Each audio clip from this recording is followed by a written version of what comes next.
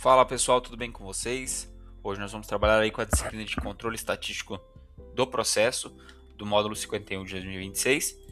Se vocês precisarem de apoio nessa atividade ou em outra que você esteja com dificuldade, é só entrar em contato conosco pelo contato da descrição que nós vamos te auxiliar, beleza? Vamos lá então, pessoal. Também peço que você deixe o like, se inscreva no canal para estar fortalecendo, para a gente sempre estar trazendo mais conteúdo aí para vocês também, tá? Vamos lá, vamos fazer uma leitura inicial aqui. Como o próprio enunciado já diz, né, contextualização. A gente vai entendendo os conceitos que foram trazidos nessa atividade e associando um pouquinho aí com a prática. Mas ele trouxe aqui um exemplo bem bacana a gente associar com a prática, tá? Vocês vão gostar ali. Então vamos lá, vou fazer a leitura aqui com vocês. O que ele traz aqui para nós? Controle estatístico do processo, CEP, é uma ferramenta essencial para a gestão da qualidade, pois permite compreender o comportamento dos processos ao longo do tempo, identificar fontes de variação e avaliar se o desempenho está alinhado às especificações estabelecidas. A correta aplicação do CEP auxilia na tomada de decisão, na prevenção de falhas e na melhoria contínua dos processos organizacionais. Nesta atividade, você deverá desenvolver um estudo aplicado de CEP, no qual será responsável por planejar, executar e analisar o controle estatístico de um processo, utilizando diferentes ferramentas estatísticas abordadas na disciplina. O estudo deverá integrar cartas de controle por atributos, cartas de controle por variáveis e a análise da capacidade do processo, considerando tanto a estabilidade quanto a adequação do processo às especificações de qualidade. Para o desenvolvimento da atividade, realize as etapas a seguir. A. Selecione um processo que faça parte de sua realidade profissional, acadêmica ou de interesse pessoal, desde que permita a aplicação do controle estatístico do processo CEP. O processo pode estar inserido em ambientes industriais, de serviços logísticos ou administrativos e deve apresentar características mensuráveis ou passíveis de classificação quanto à conformidade. Apresente uma descrição detalhada do processo, identificando suas principais etapas e os pontos críticos relacionados à qualidade. Defina claramente quais características do processo serão avaliadas. Quais critérios serão utilizados para determinar se o desempenho está dentro do esperado. Indique se essas características são do tipo atributo ou variável e justifique a importância do CEP no processo. Então, pessoal, aqui a gente vai primeiro identificar um processo de alguma indústria, de alguma área que você já trabalhou, tá? Seja de ambientes industriais, serviços, logísticos ou administrativos, desde que nós tenhamos dados, tá? Por exemplo, vou puxar aqui um exemplo de peso de garrafa peso de saco de ração na indústria de rações, tá?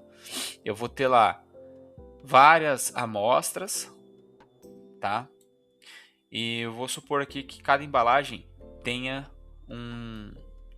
que ter 1 quilo, beleza? Então eu tenho várias amostras.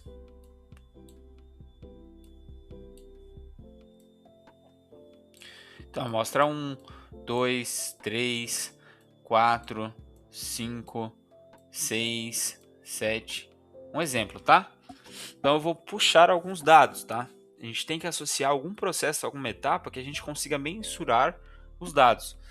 Aí eu tenho uma variação lá que o peso ele pode variar 1% para mais ou para menos. Vou escrever assim, ó, mais ou menos 1%. O peso do saco de ração, tá? Ou seja, pode dar 1,1 kg ou 999 gramas. Então eu vou ter lá, claro, aqui eu estou trabalhando com mais casa decimal, diversos dados. Eu vou colocar aqui aqui em gramas, tá? Aqui em gramas. A nossa unidade aqui seria em gramas. 1000 pode dar até 1001, tá? Mas na balança está marcando 1095, ó. 1095. Perdão, 1095 no caso, né? Com 3 casas decimais. Só um exemplo aqui, tá, pessoal? Assim, eu vou colocar até para ilustrar de uma forma mais fácil. Sei lá, deu 0,001. Vou deixar dessa forma mesmo aqui, tá? Outro deu 1,003. Outro deu 1,002. E assim por diante.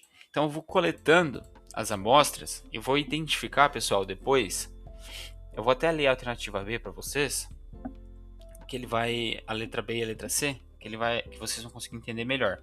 Mas basicamente essa é a ideia, tá?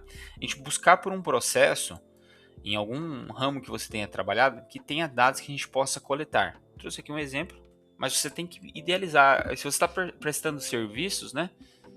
Se são serviços e você não trabalha com produtos, você tem que pensar em alguma etapa que você consiga mensurar dados, beleza?